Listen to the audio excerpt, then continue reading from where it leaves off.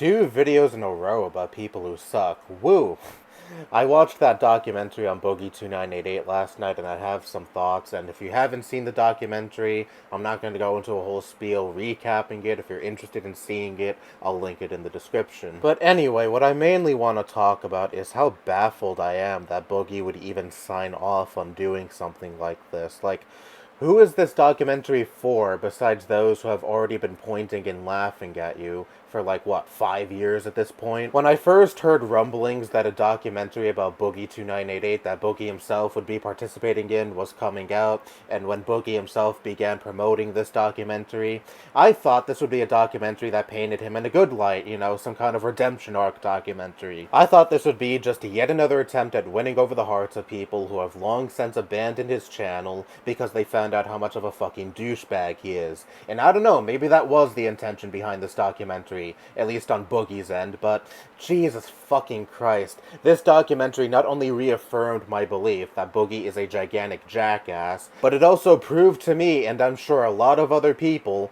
that he's an even bigger jackass than we all thought. I don't feel bad for him when it comes to his financial struggles, because much like a lot of other hardships that are going on in his life currently, his financial struggles were brought about through his own reckless actions. When you're blowing your savings on crypto, hookers, video games, and not having enough left for medical bills and such, who in their right mind is going to feel sorry for you? You had it fucking made. Had you been wise with the money you made during your peak on YouTube, you wouldn't be on the brink of bankruptcy currently. There was a part in this documentary where he does a mock job interview with a staffing professional, and he completely fucking bombs this interview. At first, he was saying that he has major depression, he struggles with anxiety, he has issues concerning his weight, which, okay, fair, those are things that a real employer would likely ask about during a job interview. But then it goes completely off the rails where he says shit like, if you Google my name, you'll see rumors of me beating my ex-wife, rumors of me being a pedophile, and then he says, oh, I have experience in the porn industry. Like,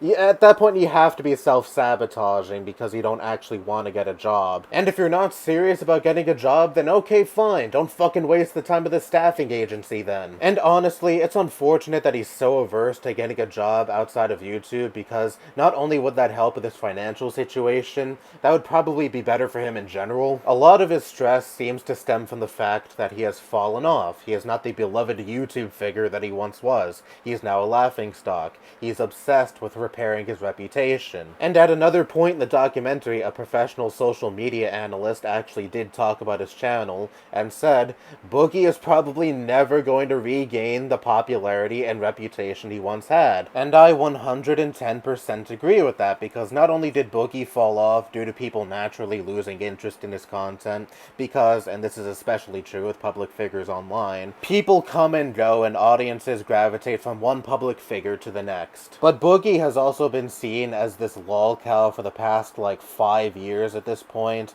He has made promise after promise, I'll get better, I'll stop at the pity parties, I'll finally go back and make content that people actually want to see again, but then Boogie just never commits. It's this endless cycle of him promising that he'll break bad habits, only to soon go back and engage in the same exact bad habits. And this documentary ends with the same exact empty promise. I'm gonna make content that I enjoy, I'm not gonna care about my failing YouTube channel. I have achieved success that most people couldn't even dream of achieving, and I should be thankful that I had my time in the spotlight. And that's all well and good, aside from the fact that this is Boogie we're talking about. I have no faith whatsoever that this mentality will last, because why the fuck should I? It's an endless goddamn cycle of him promising that he'll change for the better, and he just never fucking does. I'm sick of it, and most people who used to watch his content also got fucking sick of it. That is exactly why they left him in the dust. That is exactly why his channel has been flailing for years at this point. So going back to me saying that I think he'd benefit from having a job outside of YouTube,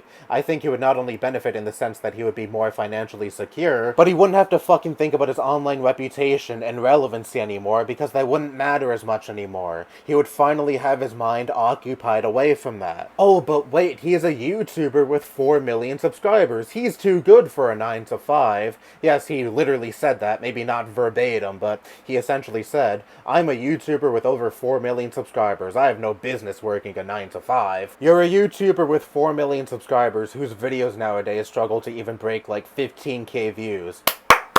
Big fucking whoop. Can I go off on a little tangent for a second? I am so tired of these YouTubers acting like they're such hot shit.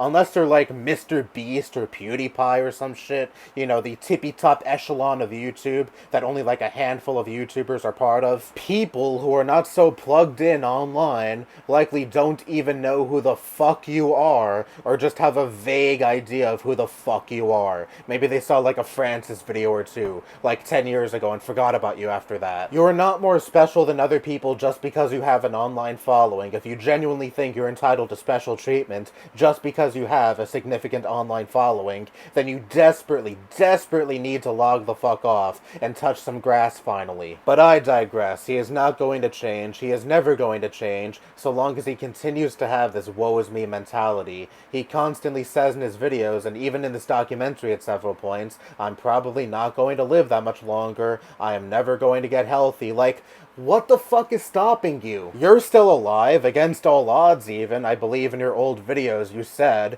that you had doctors telling you that you wouldn't make it to 40 because of your obesity, and here you are, around the corner to 50. But ultimately, it is up to the individual if they want to improve, and Boogie shows no sign of genuinely wanting to improve. He may gesture at wanting to improve, sure, but that's only to score brownie points from idiots online who still like him, because it fuels his ego, because he's a narcissist. And I would end the video off there, but I just want to talk about one more thing, briefly. His girlfriend.